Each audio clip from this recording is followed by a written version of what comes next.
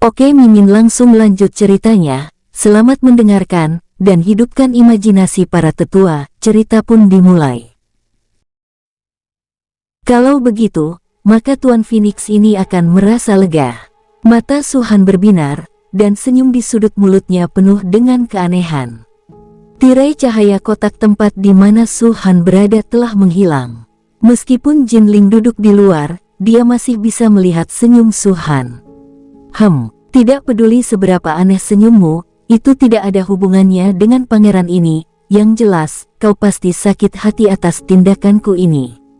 Memikirkan hal ini, Jinling hampir tertawa terbahak-bahak. Dia mengangkat kepalanya yang sombong, menatap lurus ke depan, hanya menatap ramuan-ramuan penyembuh jiwa, seolah-olah dia bahkan tidak berminat untuk melihat Su-han lagi. Inilah sikap percaya diri, sikap bangga, dan juga sikap merasa paling hebat. Semakin Jinling memikirkannya, semakin bersemangat perasaannya. Tubuhnya bahkan mulai sedikit gemetar karena kegembiraan. Tetapi ekspresinya yang tenang tidak dapat menyembunyikan gemetarnya. Dia merasa apa yang dia lakukan kali ini akan lebih memuaskan daripada hanya menampar Su-han 2 kali. Baiklah, Pangeran Jinling sudah menawar 100,1 miliar. Apakah ada yang mau menaikkan harganya lagi? Tanya lelaki tua yang memimpin lelang tersebut. Dalam hatinya, dia sangat membenci Pangeran Jinling karena menghabiskan begitu banyak uang untuk membeli rumput penyembuh jiwa yang tidak berguna ini. Namun, dia juga bisa memahami kemarahan Jinling. Lagi pula, dia ditampar 2 kali di depan banyak orang, dan Kaisar Jin yang sudah muncul, tetapi dia tidak melakukan apa-apa. Kalau dia menjadi Jinling, mungkin lelaki tua itu pun akan melakukan hal yang sama. Orang tua itu bahkan sedikit terkesan dengan metode Jinling. Tinggi sekali, sangat tinggi. 100,1 miliar kali pertama. Setelah beberapa saat, melihat Su-han tetap diam, lelaki tua itu berteriak lagi, yang dapat dianggap sebagai sebuah pengingat. Su-han berdiri di sana dengan tenang, seolah-olah dia tidak mendengar apapun. Namun senyum di sudut mulutnya selalu tetap ada. Jinling mengerutkan kening diam-diam, tetapi ekspresinya tetap tenang. Dia selalu yakin Su-han pasti akan mengikutinya. Lagi pula, Su-han punya banyak uang, dan rumput pemelihara jiwa juga berguna baginya. Kalau tidak, bagaimana dia bisa menawar ratusan miliar? Yang terpenting adalah banyak sekali orang yang menonton di sini. Dinasti Phoenix terkenal dengan kekuatan finansialnya. Jika dia ingin mempertahankan reputasi ini, Su-han pasti tidak akan melepaskan rumput penyegar jiwa. 100,1 miliar, untuk kedua kalinya. Orang tua itu terus mengingatkan, dengan palu di tangannya yang sudah terangkat. Melihat pemandangan ini, ekspresi Jinling akhirnya menunjukkan sedikit perubahan. Orang ini, apakah dia tidak mengikutiku lagi? Bajingan, apakah kamu tidak punya uang lagi? Jika berani, cepat tawar harga lebih tinggi dariku.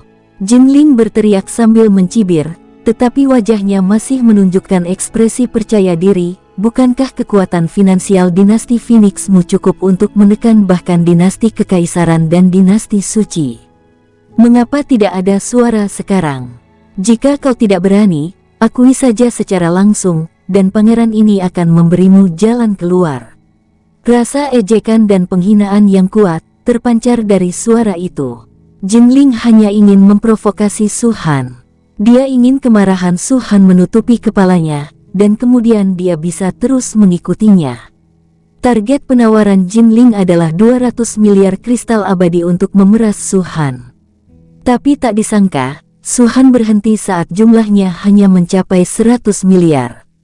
Di bawah tatapan banyak orang, Su-han tetap tenang dan tersenyum lalu berkata, Dinasti Phoenixku memang kaya, tetapi selama aku menghabiskan uang, itu pasti berguna, dan aku tidak akan pernah menghabiskan uang dengan sia-sia. Apakah tindakanku benar?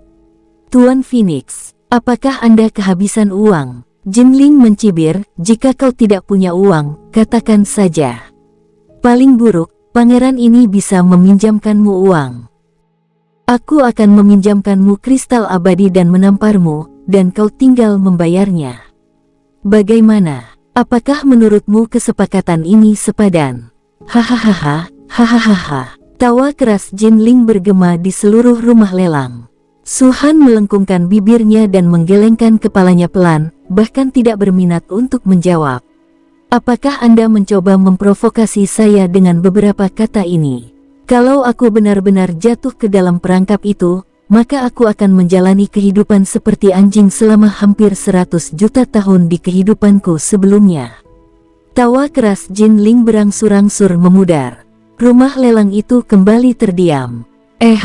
Orang tua itu menatap Jin Ling, lalu Su Han, terbatuk 2 kali, lalu berkata, 101 miliar kristal abadi, yang pertama. Tunggu, ekspresi wajah Jin Ling berubah total, dan dia menyela lelaki tua itu sebelum dia sempat menyelesaikan bicaranya. Dia berdiri dan berkata pada kotak tempat Su Han berada, dasar bajingan, rumput penyembuh jiwa ini pasti sangat berguna untukmu, kan? Apa kau benar-benar tidak akan terus mengikutiku? Aku hanya berpikir bahwa selama kau menawar sekali lagi, tidak peduli berapapun harganya, aku akan memberikannya padamu. Tapi kau begitu baik sehingga kau tidak mau melakukannya sekarang. Su Han duduk kembali dan menutup matanya untuk beristirahat. Melihatnya seperti ini, Jin Ling merasa cemas dan berkata, Tuan Su, karena ini adalah lelang yang diadakan oleh dinasti Jingyang, saya dapat memberi Anda kesempatan. Selama Anda memintanya lagi, bahkan jika itu adalah tambahan 10 juta kristal abadi, saya akan memberikannya kepada Anda. Siapa yang bisa membuat pangeran ini begitu murah hati? Lagi pula, aku juga seorang pangeran dari dinasti Jingyang. Jika aku benar-benar merebut ramuan penyembuh jiwa ini, orang-orang akan menuduh dinasti Jingyangku menindas orang lain dengan memanfaatkan kekuatannya. Jika kau membayar tambahan 10 juta, aku akan memberimu rumput penyegar jiwa ini. Itu tawaran yang bagus. Bagaimana menurutmu? Di permukaan, dia begitu tenang, seperti orang baik, seolah-olah tidak membenci Su Han. Namun sebenarnya, Jin Ling diam-diam mengeluh dalam hatinya. Adapun penderitaan macam apa itu, hanya dia sendiri yang tahu. Saat Jin Ling selesai berbicara, banyak mata tertuju pada Su Han.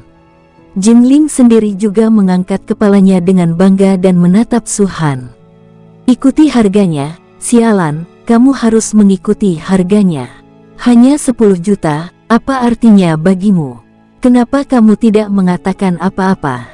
Ketika melihat Su Han, jantung Jin Ling berdebar kencang.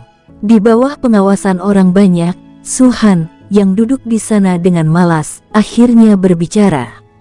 2 kata keluar perlahan dari mulutnya. Tidak mau. Begitu 2 kata ini keluar, wajah Jin Ling menjadi pucat dan dia hampir meledak. Bukan hanya dia, semua orang di lapangan juga menatap Su Han dengan bingung. Kedua orang ini lebih lucu satu sama lain.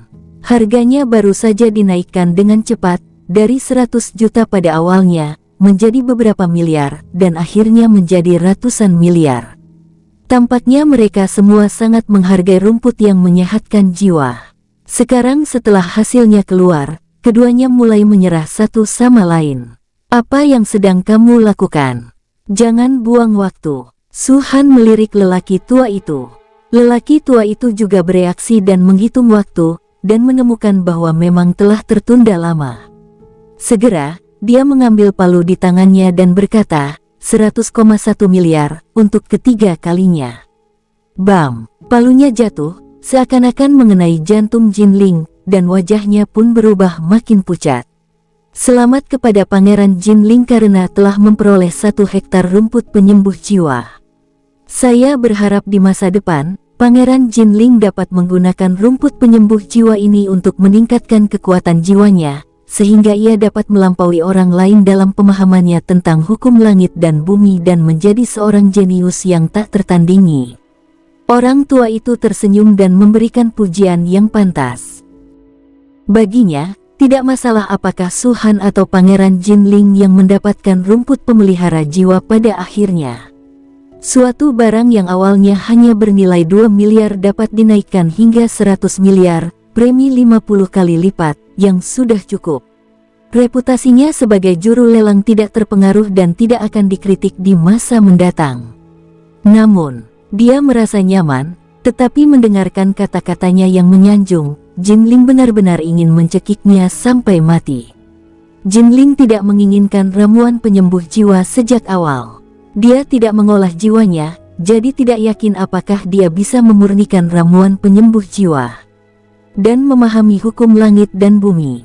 Apa-apaan? Ngomong-ngomong, Pangeran Jinling, izinkan aku bertanya satu pertanyaan lagi. Apakah kau berencana untuk mengambil sendiri ramuan penyembuh jiwa itu, atau meminta seseorang untuk mengantarkannya untukmu? Suara lelaki tua itu terdengar lagi. Jinling melambaikan tangannya dan berkata dengan muram, "Terserah." "Baiklah, saya mengerti." Orang tua itu melihat ketidakpuasan Jinling dan segera berkata, "Sebentar lagi, saya akan mengirim seseorang untuk menyerahkan rumput pemelihara jiwa kepadamu." Jinling bahkan tidak mengangguk, ekspresinya menjadi semakin muram. Itu saja, ia berpikir dalam hati, untungnya, ini adalah pelelanganku sendiri, jadi tidak ketahuan.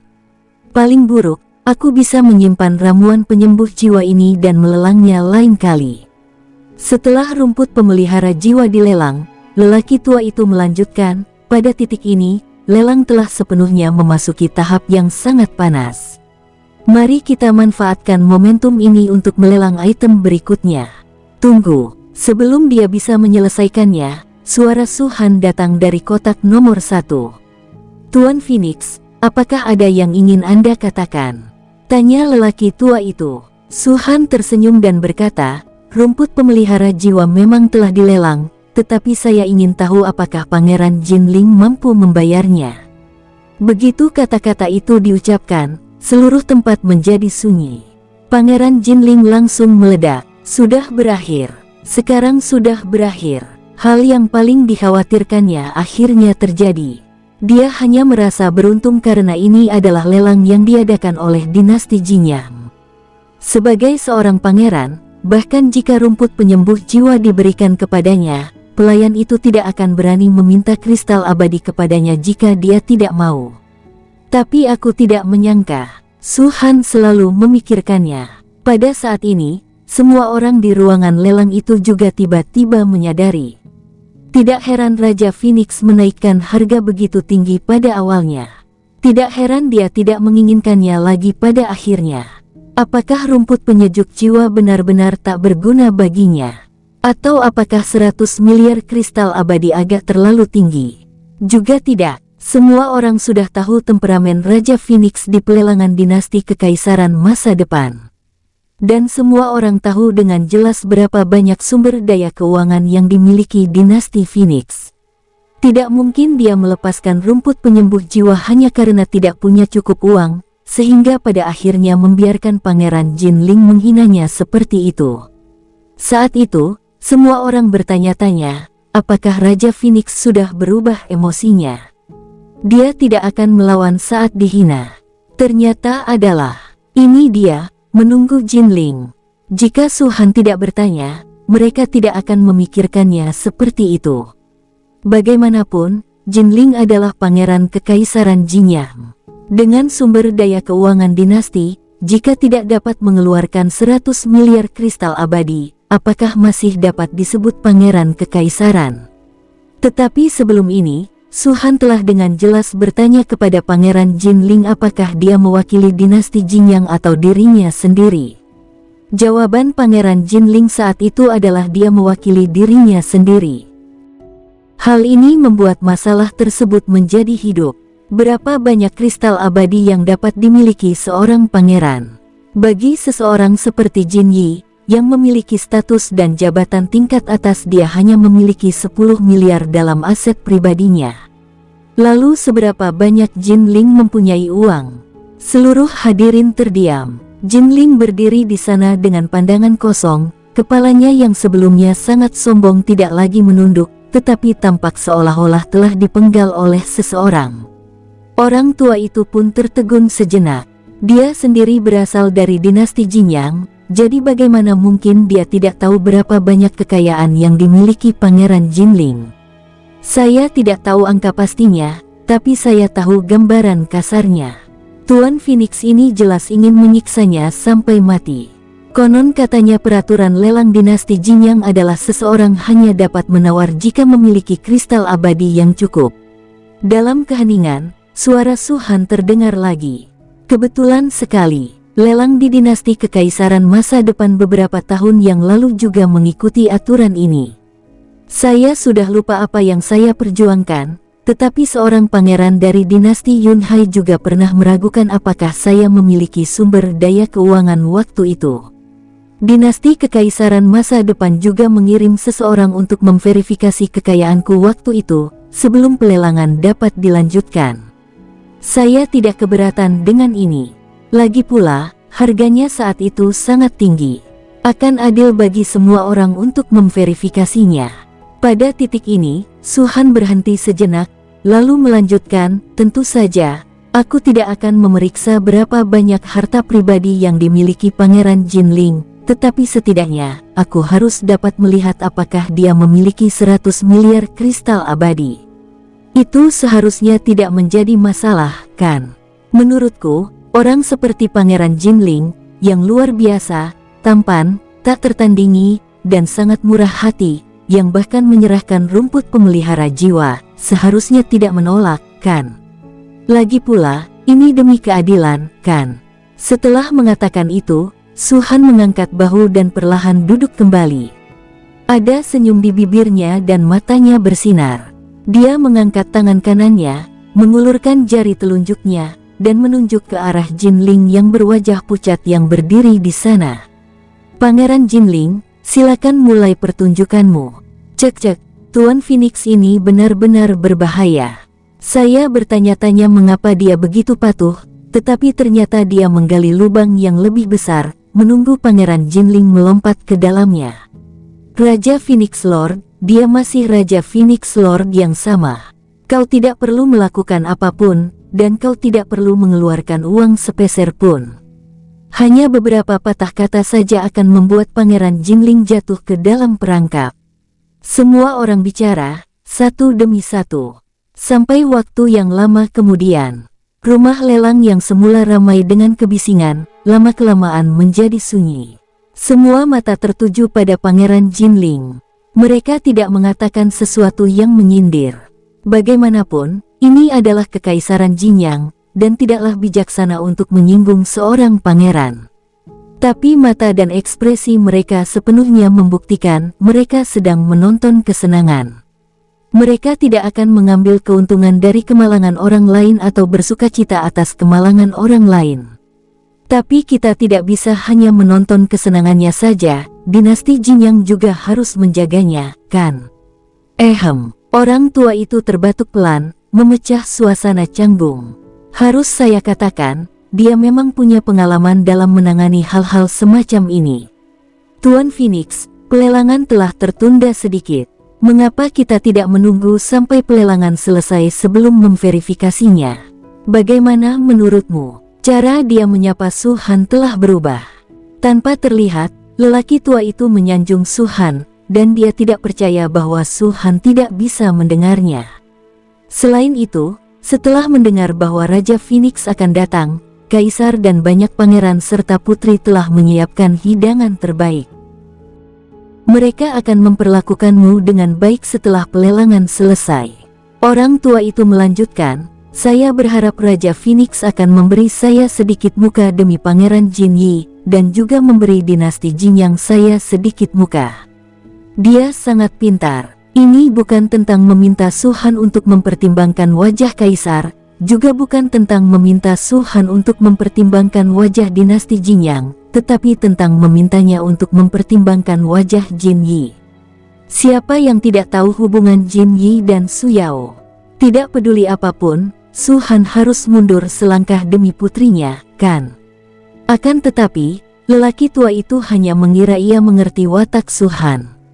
Dia benar-benar tidak mengerti. Tak perlu. Su Han mengangkat matanya sedikit dan berkata dengan tenang, saya punya banyak waktu. Saya pikir semua orang yang hadir juga harus punya waktu jika mereka bisa meluangkan waktu untuk menghadiri pelelangan ini. Kalau begitu, tidak perlu ditunda lagi, langsung saja verifikasi. Kalau tidak, siapapun boleh menawar sesuka hatinya, dan aturan lelang akan terganggu, kan? Wajah orang tua itu berubah. Dia ragu sejenak, tetapi masih berkata dengan malu, "Sebenarnya, Tuan Phoenix, Anda tidak perlu melakukan ini. Kaisar telah menyiapkan makanan lezat untuk Anda. Mungkin setelah pelelangan, dia bisa menemui Anda secara langsung." Ini omong kosong belaka. Namun baginya, selama hal itu masih bisa ditutup-tutupi, maka tidak masalah meskipun dibesar-besarkan. Kaisar telah dibawa keluar, yang jelas dimaksudkan untuk mengintimidasi Su Han. Jika Anda tidak menginginkan tawaran lunak, maka cobalah tawaran keras. Kaisar Jinyang, tidak masalah apakah Anda menemuiku atau tidak. Aku punya anggur dan makanan di ruanganku sendiri. Su Han masih tersenyum, verifikasi saja secara langsung. Wajah lelaki tua itu membeku dan dia menggertakkan giginya. Bagaimana bisa Tuan Phoenix ini bersikap tidak bijaksana? Jika Kaisar benar-benar bisa bertemu dengannya, itu akan menjadi kehormatan terbesar baginya. Tapi dia malah mengatakan sesuatu seperti, "Tidak masalah apakah kita bertemu atau tidak." Dasar brengsek. Tidak jauh dari situ, Pangeran Jinling berdiri di sana, wajahnya membiru dan ungu, matanya bergerak-gerak, seolah sedang memikirkan sebuah solusi. Tapi, apakah ada cara untuk menyelesaikannya? Meminjam uang dari orang lain saat ini. Banyak sekali orang yang memperhatikannya, dari siapa ia bisa meminjam. Benarkah mengeluarkan cincin penyimpanan dan menunjukkannya kepada mereka? Lihatlah, tidak ada 10 miliar kristal abadi di dalamnya, apalagi 100 miliar. Lelaki tua itu menarik napas dalam-dalam dan mencoba menyelamatkan situasi. "Tuan Phoenix, saya benar-benar minta maaf. Pangeran Jinling adalah seorang pangeran. Dengan status saya tidak berani melewati batas. Jadi, mari kita tunggu dan verifikasi nanti." "Haha, begitukah?" Su Han mendengus dan tertawa, membalik telapak tangannya, dan manik peledak tingkat 7 muncul di tangannya lagi. Dia menatap lelaki tua itu dan berkata dengan tenang, "Apakah Anda akan mengujinya?" Kata-katanya jelas, tetapi penuh ancaman. Orang tua itu menatap manik peledak tingkat 7, dan sudut mulutnya berkedut hebat. Dia bergumam dalam hatinya, "Orang ini selalu mengancam orang dengan manik peledak kelas 7. Apa dia masih punya rasa malu?" Tuan Phoenix, benda seperti manik peledak kelas 7 bukanlah sesuatu yang bisa kau mainkan begitu saja. Aku sarankan kau untuk menyimpannya kembali." Orang tua itu berkata dengan suara yang dalam, "Lagi pula, kamu tidak punya banyak manik peledak kelas 7. Aku rasa kamu tidak akan benar-benar membuangnya, kan? Jika kamu tidak memeriksanya, aku akan membuangnya." Su Han berkata terus terang. Kali ini, bukan hanya lelaki tua itu. Bahkan banyak orang sekarang mengubah ekspresi mereka.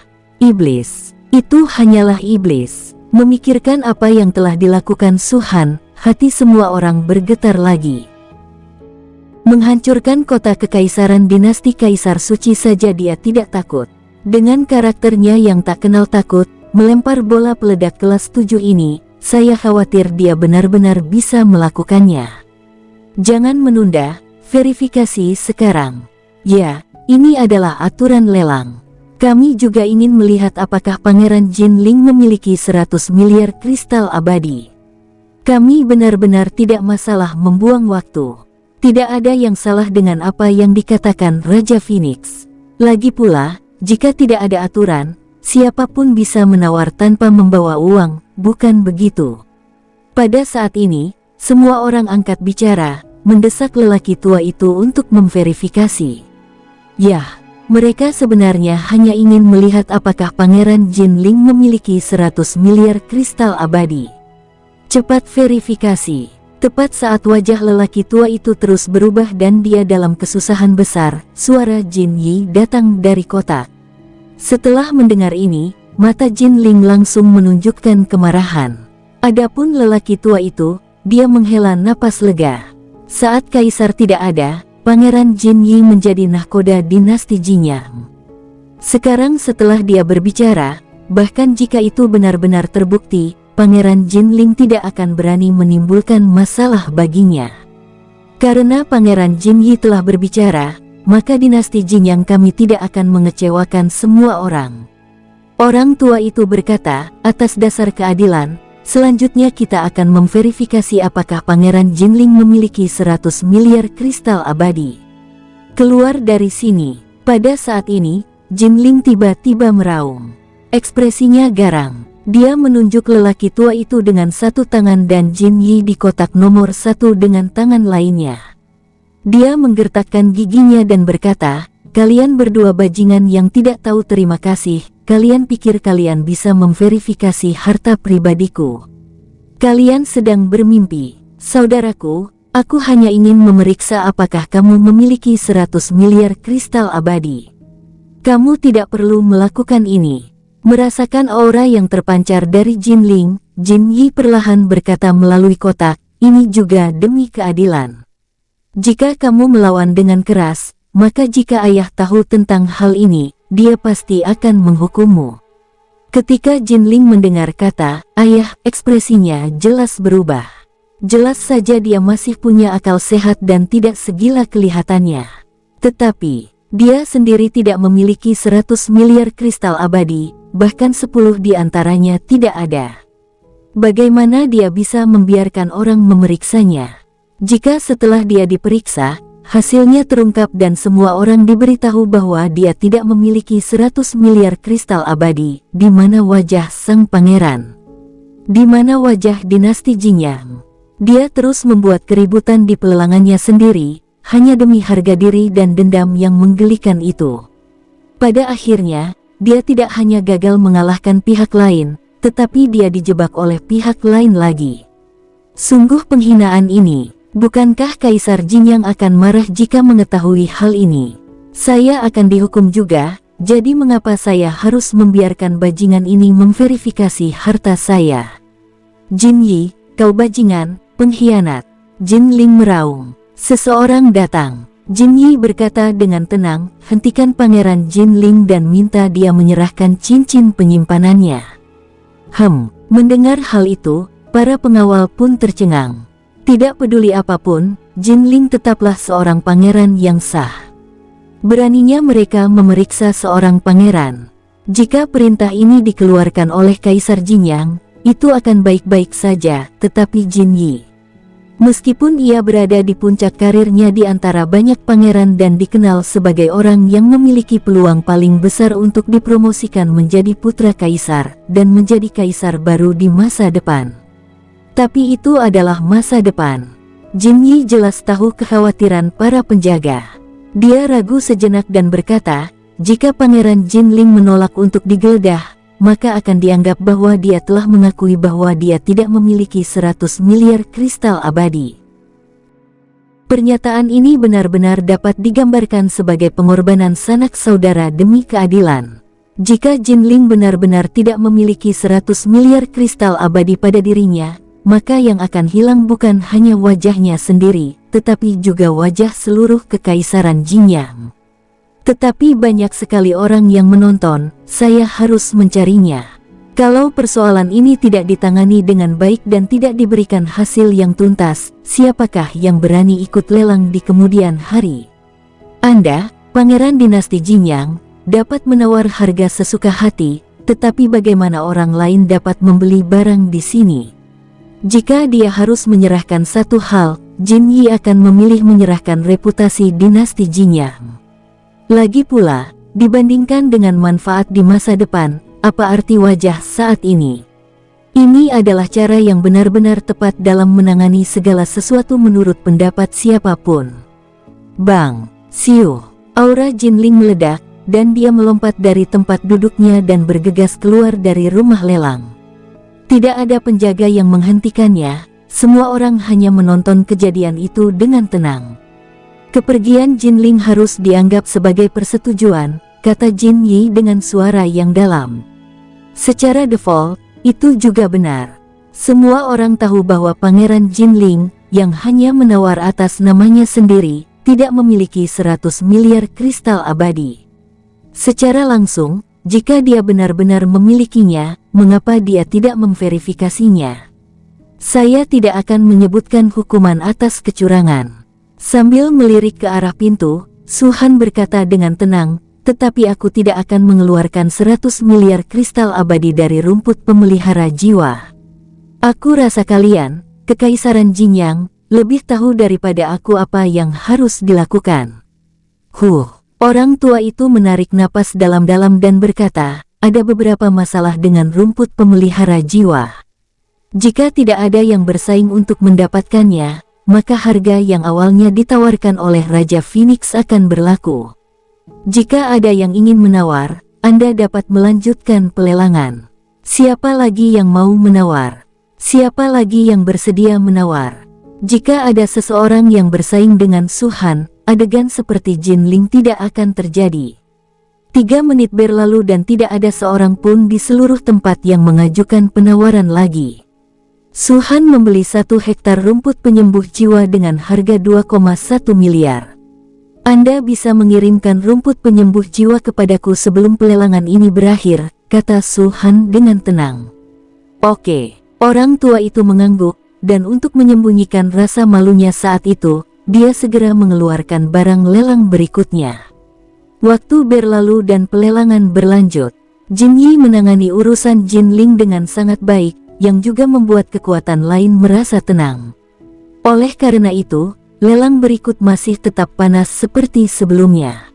Lagi pula, semakin lanjut tahapannya, semakin bagus barang yang disuguhkan, dan sudah barang tentu akan semakin banyak orang yang bersaing untuk mendapatkannya. Suara penawaran datang silih berganti, satu gelombang lebih tinggi dari yang lain. Yang membingungkan adalah setelah memakan rumput penyembuh jiwa, Raja Phoenix di kotak nomor 1 terdiam lagi. Baru pada tengah hari, barang terakhir, yang juga merupakan penutup lelang, akhirnya diserahkan. Itu batu, sebuah batu emas. Sekilas, bentuknya seperti kepingan emas seukuran kepalan tangan. Tidak dapat merasakan napas dari benda itu, juga tidak dapat melihat sesuatu yang aneh dari benda itu. Hal ini tidak dapat dihindari dan membuat banyak orang mengerutkan kening secara diam-diam. Tetapi mereka tahu bahwa barang ini, yang mungkin menjadi akhir lelang ini, jelas bukan barang biasa. Akhirnya tiba, di dalam kotak. Kemalasan Su Han hilang sepenuhnya. Dia telah menantikan hal ini sejak lama. Air mata langit berbintang, darah binatang buas ilahi, esensi matahari dan bulan. Aku sudah memperoleh ketiga benda ini.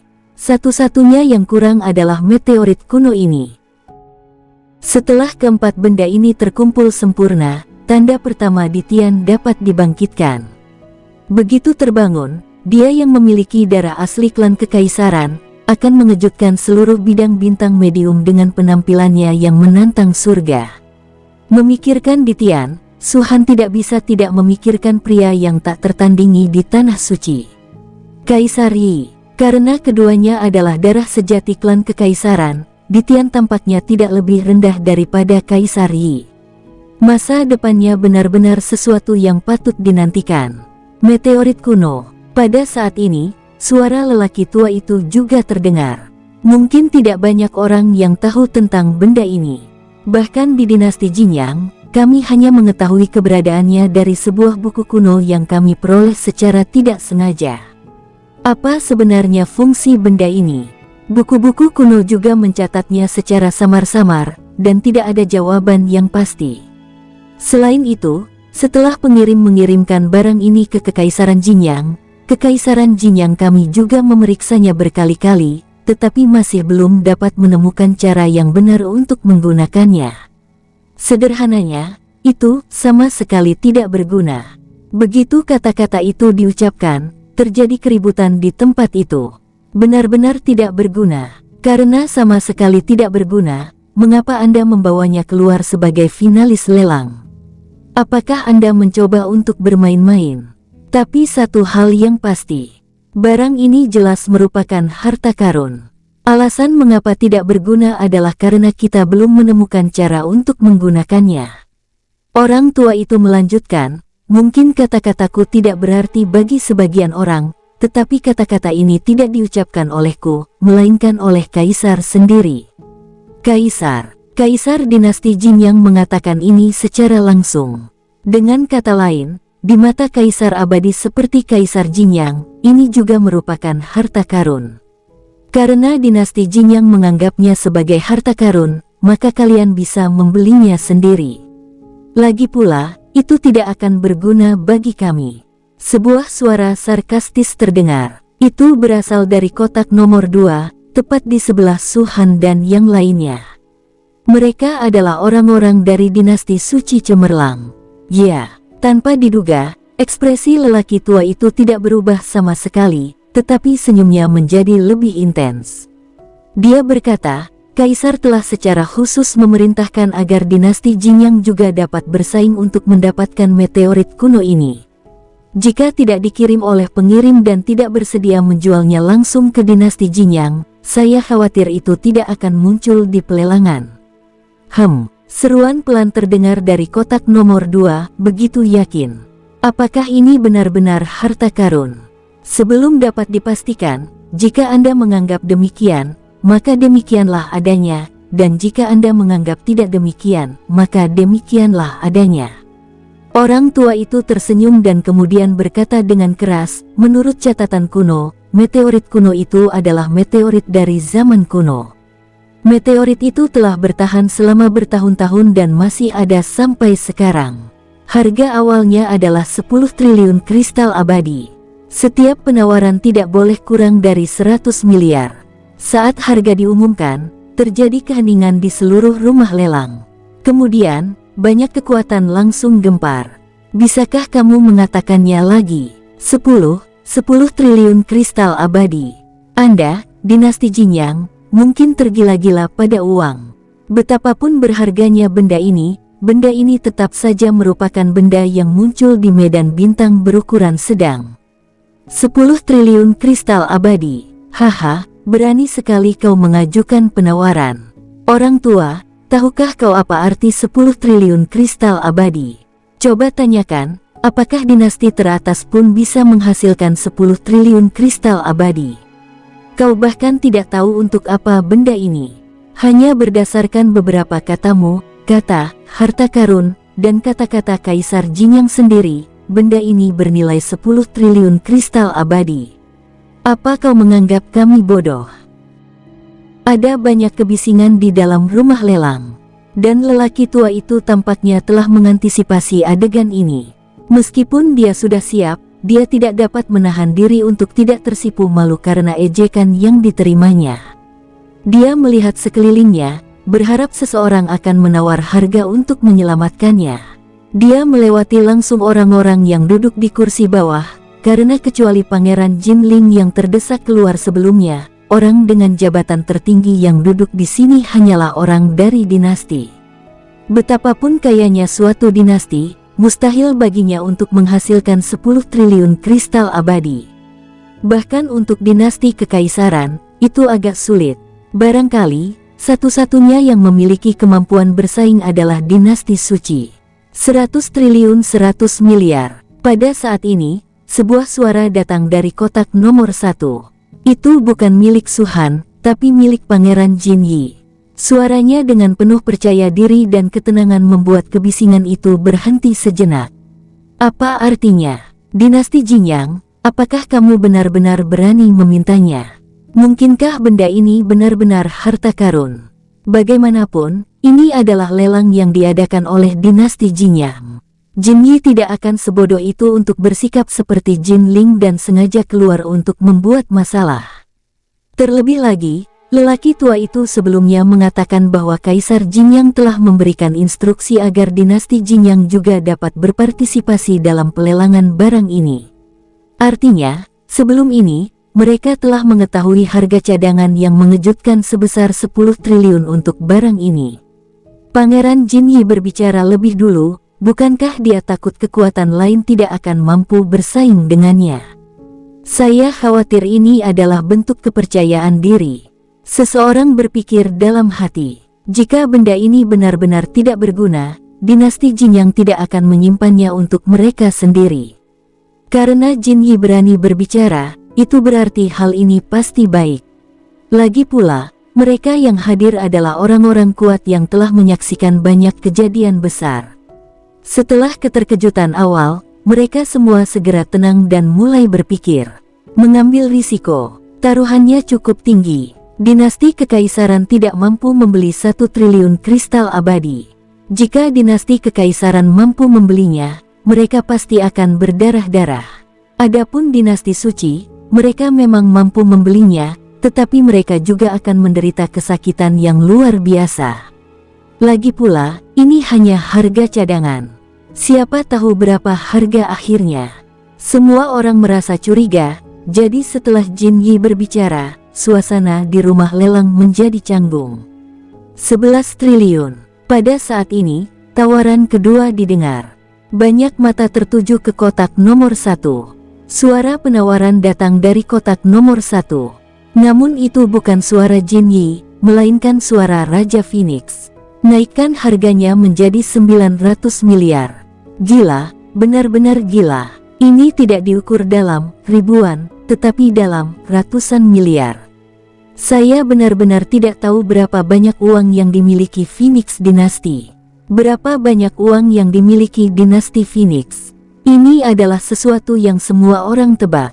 Setiap kali Tuan Phoenix muncul, ia mengejutkan orang-orang dengan kekuatan finansialnya.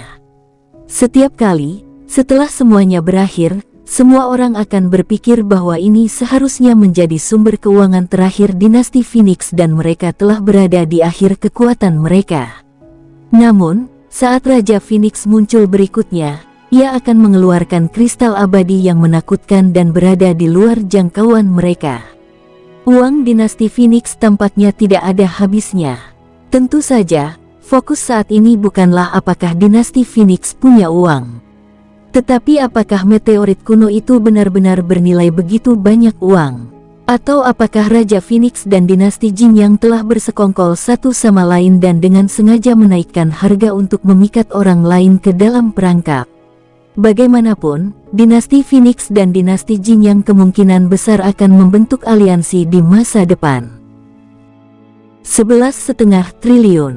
Jin Yi berbicara lagi. 12 triliun. Setelah Jin yang selesai berbicara, Su Han segera berbicara. Semua orang bisa melihat wajah Jin Yi yang memerah melalui kotak itu. Apakah ini akting atau kenyataan? Jika itu benar, maka Su Han, calon ayah mertua, benar-benar tidak memberikan muka apapun kepada calon menantu laki-lakinya. 12,5 triliun. 13 triliun. 13,5 triliun. 14 triliun. 14,5 triliun. 15 triliun.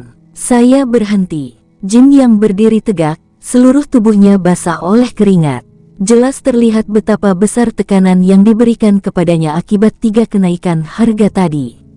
Di sisi lain, meskipun Su Han telah berdiri, dia meletakkan tangannya di belakang punggungnya, ekspresinya tenang, dan dia menatap meteorit kuno itu dengan ekspresi percaya diri di wajahnya. Harga 15 triliun sungguh merupakan harga yang sangat tinggi bagi yang lain. Tapi baginya, itu hanya 15 juta kristal unsur. Banyak mata tertuju pada Su Han. Tetapi dia tidak peduli sama sekali. Mempercayakan, apakah kamu berpura-pura, berakting dengan dinasti Jinyang? Kalian, pikirkan apapun yang kalian mau. Su Han bahkan berharap semua orang akan berpikir demikian. Pada akhirnya, tidak ada yang mengajukan penawaran, dan dia tidak bisa mendapatkan meteorit kuno seharga 15 triliun kristal abadi. Raja Phoenix, harganya 15 triliun kristal abadi. Apakah ada yang ingin melanjutkan penawaran? Suara lelaki tua itu mulai bergetar. Itu adalah getaran kegembiraan. Sejak menjadi juru lelang, dia sudah mengikuti banyak sekali lelang. Namun, satu item telah mencapai level 15 triliun kristal abadi. Ini adalah pertama kalinya hal itu terjadi. Belum lagi dia melihat seluruh bidang bintang berukuran sedang, termasuk lelang yang diadakan oleh dinasti suci itu, tidak pernah ada item yang dapat mencapai lebih dari 15 triliun. Bahkan jika harga meteorit kuno berakhir di sini dan tidak ada yang melanjutkan menawar, 15 triliun sudah cukup untuk mengejutkan orang-orang. Kekaisaran Jin yang miliknya juga akan meninggalkan kesan yang lebih mendalam pada para pembudidaya di seluruh wilayah bintang berukuran sedang karena meteorit kuno ini. Sambil menghela napas lega, lelaki tua itu berusaha sekuat tenaga menekan kegembiraan di dalam hatinya dan berkata, 15 triliun, pertama kalinya. 15 triliun, yang pertama. Tunggu sebentar, pada saat ini, orang dari dinasti Suci Cemerlang di kotak nomor 2 tiba-tiba berkata, kami tidak pernah menyangka akan munculnya benda ini. Kami tidak membawa begitu banyak kristal abadi kali ini. Aku ingin tahu apakah dinasti Matahari Emas akan mempercayai kami. Tentu saja aku bisa percaya padamu. Orang tua itu langsung mengangguk dan berkata, siapa di antara mereka yang bisa datang ke sini hari ini yang bukan dari kalangan bangsawan dan berstatus terkemuka? Kaisar juga mengatakan sebelumnya bahwa Anda dapat membeli secara kredit, tetapi Anda harus mengirimkan kristal abadi ke dinasti kekaisaran dalam waktu 1 bulan. Saya pikir dengan status Anda, saya khawatir Anda bahkan tidak perlu waktu 1 bulan, kan? Karena kau mempercayainya, mari kita buat penawaran. Dinasti Suci Cemerlang juga sangat tegas dan langsung berkata, dinasti Suci Cemerlangku menawarkan harga 15,5 triliun. Naikkan harganya sebesar 500 miliar. Sebagai dinasti suci, tentu saja kedudukannya lebih tinggi daripada dinasti kekaisaran. Ini adalah simbol identitas dan juga kepercayaan dari dinasti suci. 16 triliun, dinasti ke-8. Sebuah suara juga terdengar dari kotak nomor 3. 16,5 triliun, dinasti suci cahaya. Itulah suara dari kotak nomor 4. Di antara 10 kotak teratas, sedikitnya 8 kotak milik dinasti suci utama. 17 triliun, Star Alliance. Ini adalah suara yang datang dari kotak nomor 10. Bukannya mereka bodoh, tapi ketika sudah sampai pada titik ini, mereka tidak punya pilihan lain selain menawar. Puluhan triliun kristal abadi memang bisa mencabik sepotong daging mereka, tetapi jika benda ini benar-benar sebuah harta karun, maka manfaat yang akan mereka peroleh di masa depan pasti lebih dari sekedar kristal abadi ini. Contoh seperti itu sudah pernah ada sebelumnya. Itu adalah barang yang telah dilelang pada pelelangan dinasti Suci Cahaya. Objek itu sangat mirip dengan meteorit kuno ini, dan fungsinya tidak diketahui, bahkan dinasti Suci Cahaya itu sendiri. Namun harga cadangannya adalah 1 triliun kristal abadi. Saat itu semua orang mencibir dan menunjukkan sikap meremehkan, akibatnya tidak ada seorang pun yang menawar barang tersebut dari awal hingga akhir. Pada akhirnya, dinasti Suci Cahaya terpaksa tidak bisa menjualnya. Dalam kemarahannya, dinasti Suci Cahaya menghabiskan 800 miliar kristal abadi untuk menyimpan benda itu bagi mereka sendiri, ingin melihat benda apa itu. Bahkan selama periode itu, mereka hampir tidak bisa tidak membunuh pengirim benda tersebut. Namun, setelah hampir 1000 tahun penelitian, barang lelang itu akhirnya mencapai kejayaannya sebagaimana mestinya. Dan benda ini adalah senjata super yang masih terkenal di seluruh bidang bintang tengah sampai sekarang, roda cahaya. Ketika roda cahaya terbentuk, pengorbanan darah dilakukan dengan menggunakan nyawa 3 kaisar abadi. Pertempuran itu sepenuhnya mengukuhkan status roda cahaya, dan juga sepenuhnya mengukuhkan status dinasti Suci Cahaya di antara dinasti suci utama. Peristiwa ini juga merupakan salah satu legenda dinasti Suci Cahaya. Setiap kultivator yang telah tinggal di bidang bintang tengah selama lebih dari 10 juta tahun pasti pernah mendengarnya. Semua kekuatan besar tidak akan pernah membiarkan hal ini terjadi lagi. Oleh karena itu, dinasti Suci Cahaya mengajukan penawaran.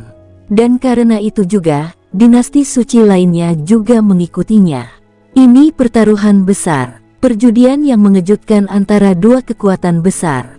19 triliun. Dengan penawaran dari dinasti Suci Tianhan, harga meteorit kuno telah mencapai 19 triliun.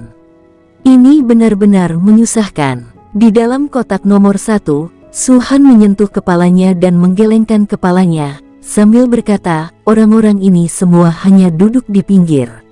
Jika aku tidak menawar, mereka juga tidak akan menawar.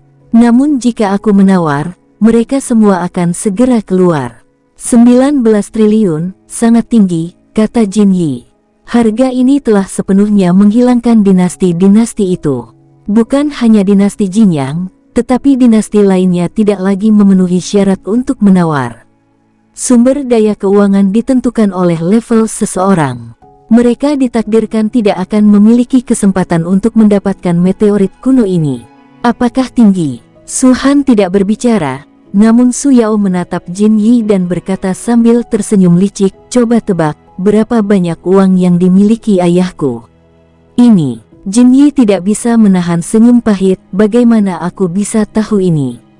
Coba tebak, Su Yao cemberut. Melihatnya seperti ini, Jin Yi merasa tidak berdaya, tetapi masih bertanya dengan ragu, kekayaan Paman Su seharusnya sebanding dengan kekayaan dinasti kekaisaran, kan? Dinasti kekaisaran. Su Yao mengangkat alisnya, dinasti kekaisaran tidak ada apa-apanya, teruslah menebak, tebak lebih tinggi. Bisakah dibandingkan dengan dinasti suci? Jin Yi terkejut. Kekayaan dinasti suci mencapai ratusan triliun. Meski tidak semuanya dapat digunakan, setidaknya ada puluhan triliun dana yang beredar. Pa, Su Yao berdiri dan memukul bagian belakang kepala Jin Yi dengan keras, lalu berkata dengan keras, kau meremehkan ayahku, kan?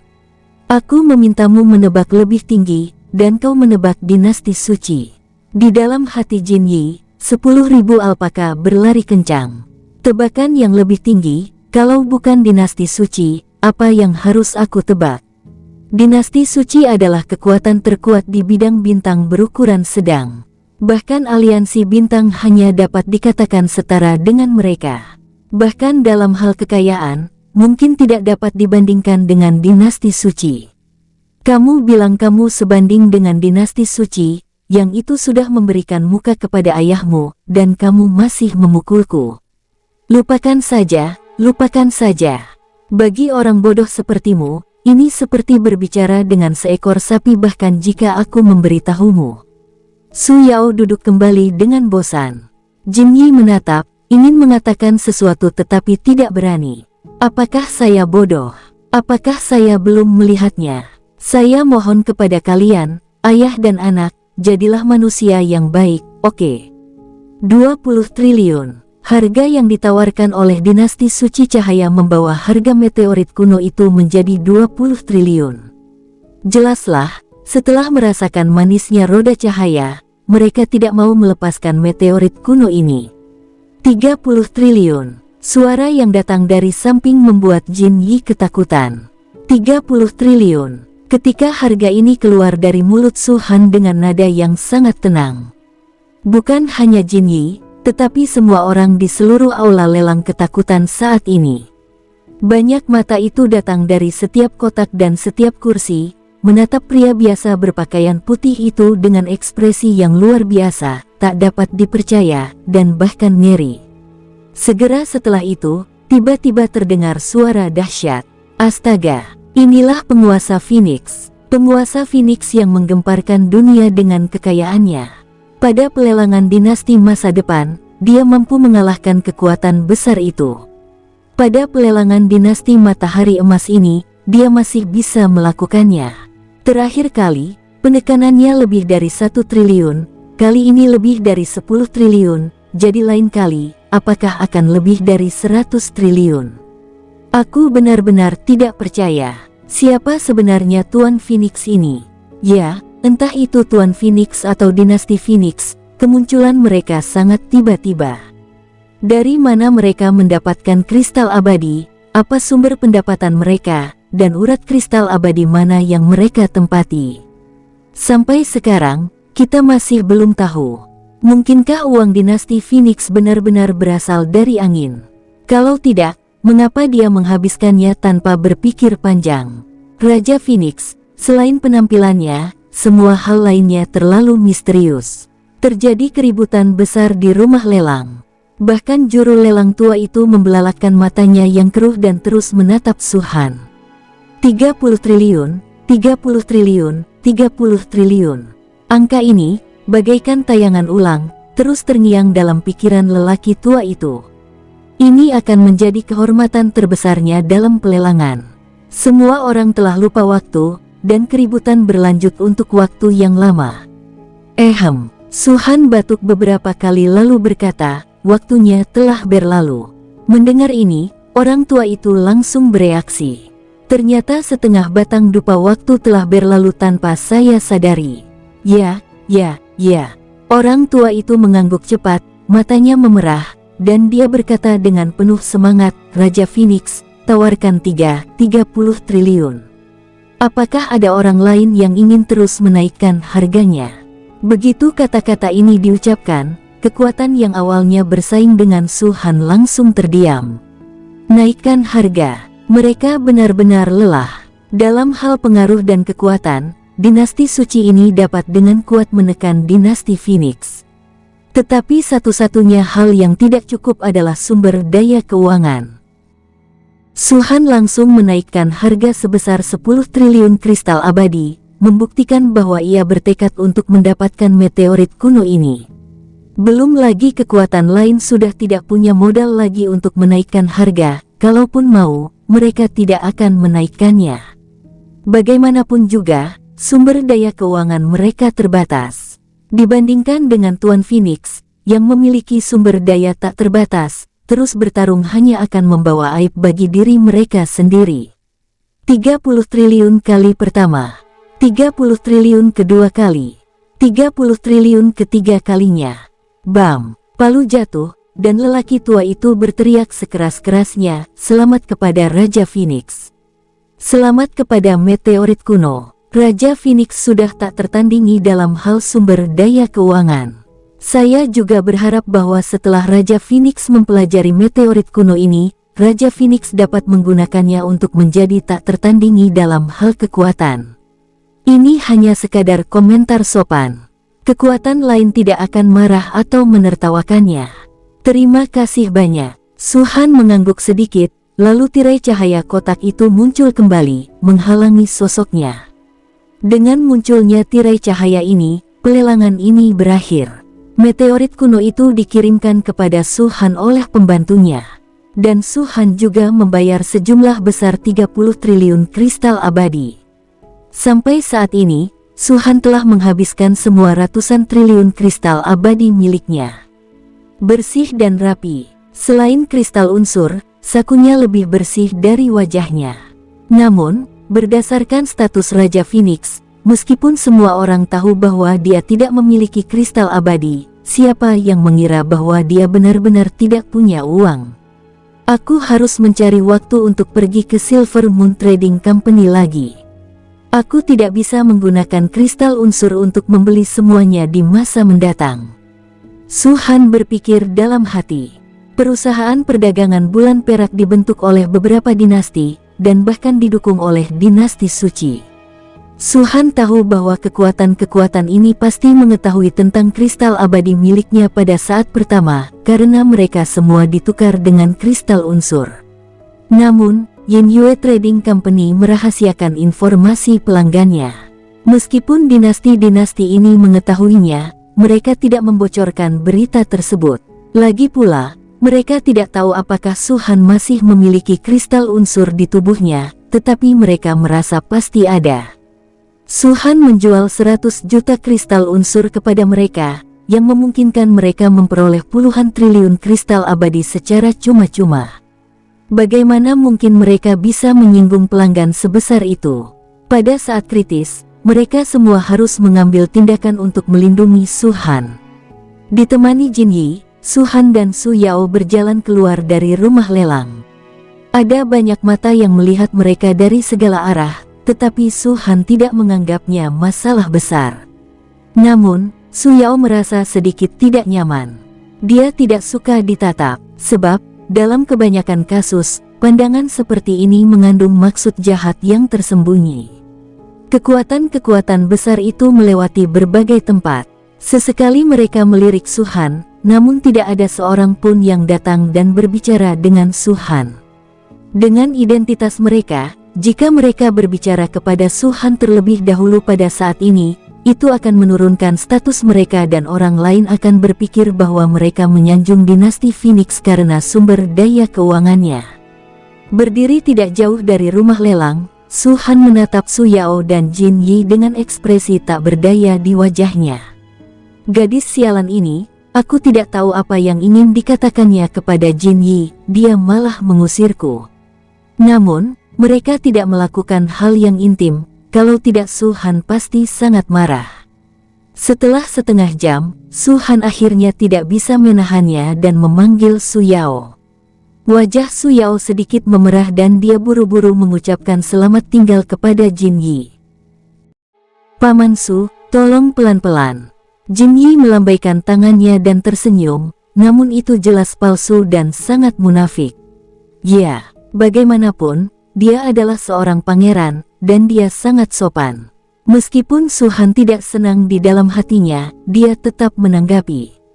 Yaoer, pelan-pelan juga. Mendengar itu, Su Han terdiam.